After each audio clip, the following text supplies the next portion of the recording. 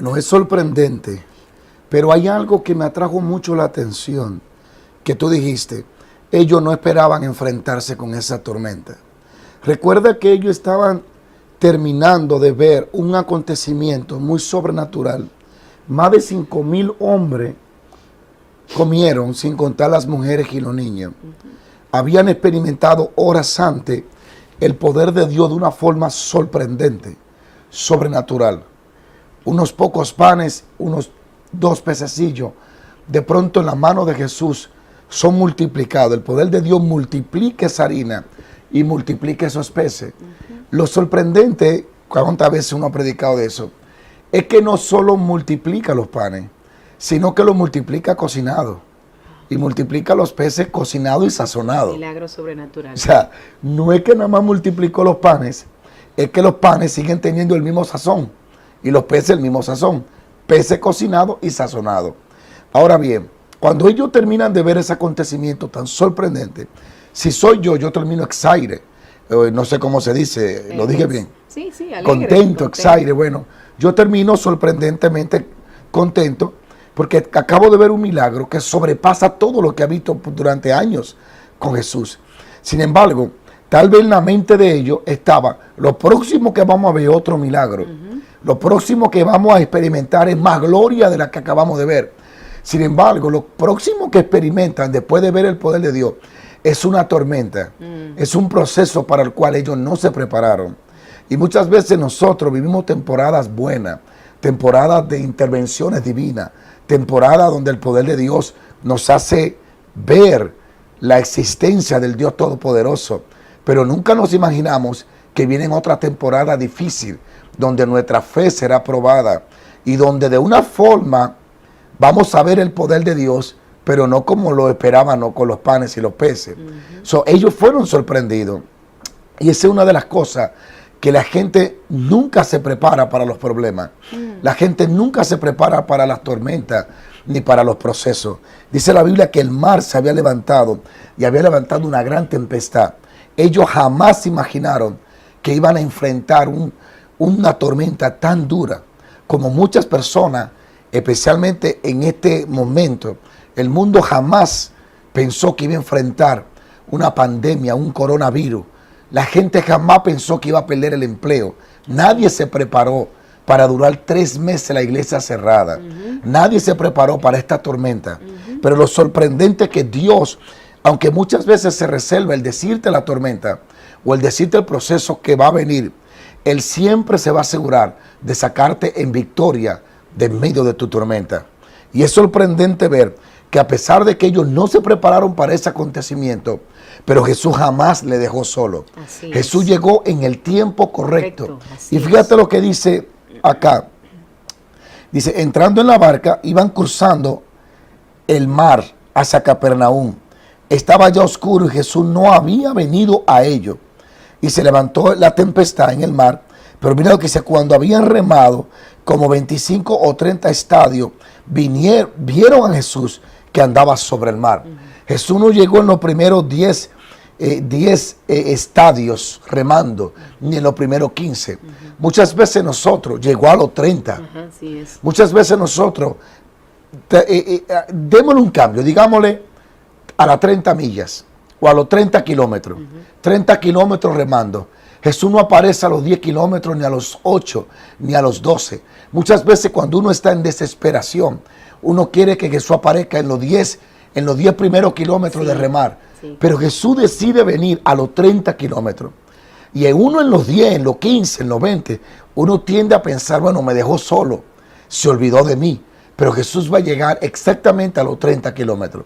Llegó exactamente cuando ellos pensaban que estaban solos.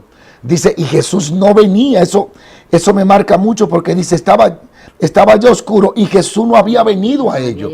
O sea, quien escribe esto, Juan, marca y dice, no había venido. Parece que la ausencia de Jesús le estaba desesperando. No había venido. Acabamos de ver un milagro, ver la gloria de Dios. Estamos en oscuridad, en medio de una tormenta y Él no llega. No lo vemos, no lo percibimos. No vemos al Dios de los milagros, al que nos ha librado de mucha tormenta. Resulta que estamos rema y él no aparece. Eso marcó a Juan y marcó a los discípulos de que Jesús no había llegado. Y muchas veces nosotros decimos, ¿dónde está Dios ahora mismo? Porque tendemos a creer que porque estamos en un momento de puerta cerrada, de oscuridad, y no vemos la intervención de Dios o la asistencia de Dios, lo primero que decimos es, nos dejó solo, no aparece, no ha llegado. Pero qué bueno es ver que Jesús llega en el momento que Él había determinado llegar. Eso está tremendo, pastor. La explicación que usted acaba de decir. Cuando a veces nos desesperamos porque queremos esperar que Jesús llegue en el momento que nosotros creemos que debe de llegar o en el momento que nosotros pensamos que Dios debe de llegar. Pero Dios siempre tiene un segundo plan guardado debajo de su brazo, preparado para llevar a cabo su propósito en la vida de cada uno de nosotros.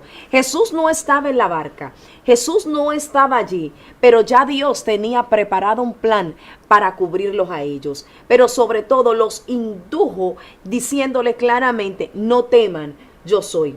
Acerca del temor, el miedo que a veces nos inunda cuando estamos en oscuridad. Ese temor que nos hace ver las cosas de otro color, que nos hace ver las cosas de otro nivel de oscuridad y donde a veces pensamos que no hay una salida al final del túnel. No, y algo importante. Mira cómo la ausencia de Jesús le da lugar al miedo y le da lugar al pánico. Así es. Cuando Jesús no está, es muy difícil poder tener una vida de victoria con Dios ausente. Si Dios no está en la barca, las cosas se complican. Así es. Es más fácil pasar el proceso cuando Él está que cuando Él no está. Así es. Por eso debemos de cuidar la presencia de Dios en nuestras vidas y no permitir que jamás Muy bueno. Dios esté ausente. Cuando Dios no está presente en la casa, en el matrimonio, en el ministerio, de hecho, como pastor, cuando esa presencia de Dios no está presente en un mensaje, en un servicio, se siente la tormenta, se siente la ausencia de ese toque fresco, de esa unción.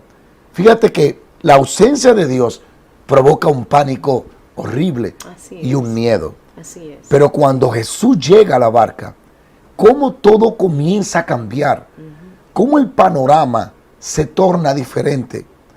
Y lo que era una noche de pánico y de miedo, termina siendo una noche de adoración. Así es. Y de alabanza. Así es. Porque su sola presencia cambió todo el panorama, Dayana. Cambió todo el panorama.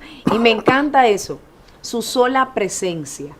Hay dos manifestaciones que Jesús dice en el momento que Él llega. Primero, dicen, no teman, saca el temor, echa fuera el miedo. Lo que estaba inundando a los discípulos, Jesús, al momento de exponer su palabra, hace que todo temor salga del corazón de ellos. Y es importante conectar con esto, porque nosotros tenemos que tener muy en claro que su palabra es todo. Cuando Dios habla y cuando Dios manifiesta su voz en medio de un tiempo de oscuridad, ese temor que inunda tu vida, ese temor que te aqueja, ese temor que te está llevando a un estado de inconsciencia espiritual, donde te está haciendo olvidar los propósitos que Dios tiene contigo, cuando su voz llega, cuando su palabra llega. La Biblia dice que por causa de su voz fueron creadas todas las cosas. La creación existió. O sea, cuando Dios habla, las cosas cambian, las cosas se transforman. Aquello que parecía tiniebla, de un momento a otro, comienza a procrearse una luz que tú mismo no sabes ni te imaginas de dónde salió.